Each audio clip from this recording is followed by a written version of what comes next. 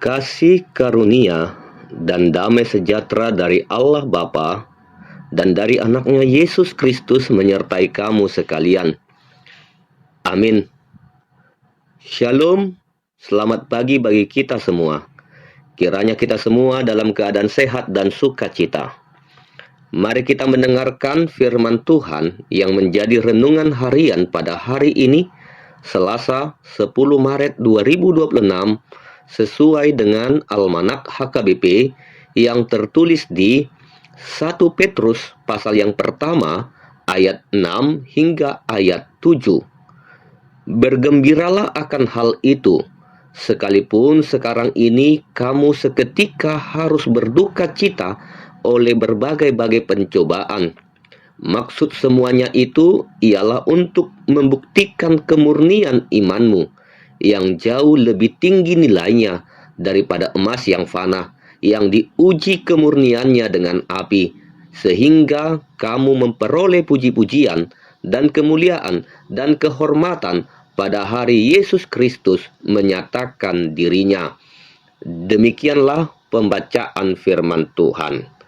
Saudara-saudari terkasih, firman Tuhan hari ini mengingatkan kita tentang iman yang dimurnikan melalui pencobaan.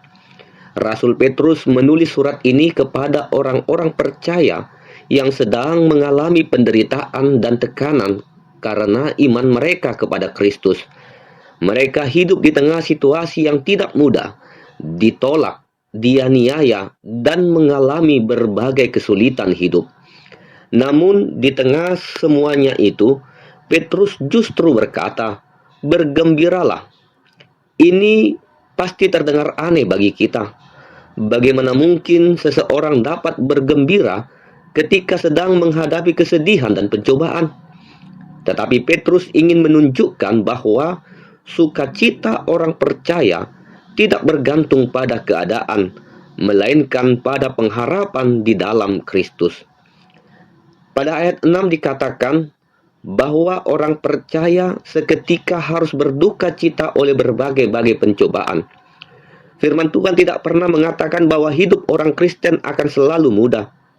Justru Alkitab dengan jujur menyatakan bahwa ada masa sulit dalam hidup. Pencobaan bisa datang dalam banyak bentuk, bisa dalam kesulitan ekonomi, sakit penyakit, masalah keluarga, kekecewaan, bahkan penolakan karena iman. Namun firman Tuhan berkata bahwa semuanya itu hanya seketika. Artinya penderitaan yang kita alami tidak bersifat kekal. Kesulitan hidup ini hanya sementara, tetapi kemuliaan yang Tuhan sediakan adalah kekal.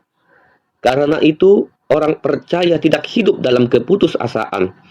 Kita tahu bahwa Tuhan tetap bekerja bahkan melalui penderitaan kita. Kemudian pada ayat 7, Petrus menggunakan sebuah gambaran yang sangat kuat.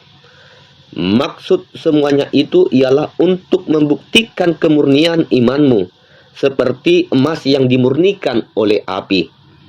Emas yang baru ditemukan biasanya masih bercampur dengan kotoran.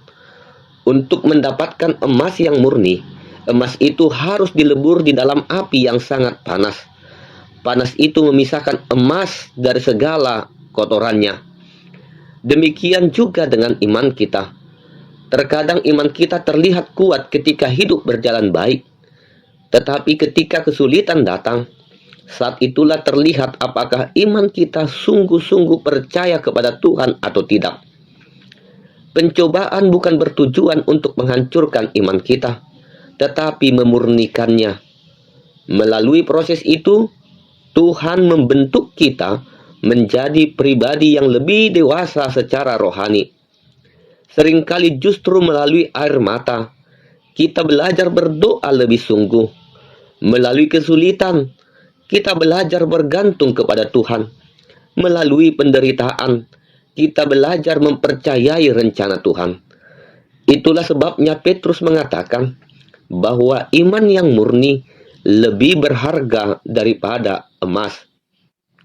Bagian terakhir dari ayat 7 ini, Petrus mengatakan bahwa iman yang telah diuji akan menghasilkan puji-pujian, kemuliaan, dan kehormatan pada hari Yesus Kristus menyatakan dirinya. Artinya, setiap kesetiaan kita kepada Tuhan tidak pernah sia-sia. Tuhan melihat setiap air mata, setiap pergumulan, dan setiap kesetiaan kita. Karena itu, ketika kita menghadapi masa sulit, jangan menyerah. Ingatlah bahwa Tuhan sedang bekerja dalam hidup kita. Seperti emas yang dimurnikan oleh api, demikianlah Tuhan sedang memurnikan iman kita supaya menjadi lebih berharga. Saudara-saudara yang terkasih, jika hari ini kita sedang menghadapi pergumulan hidup, ingatlah firman Tuhan ini.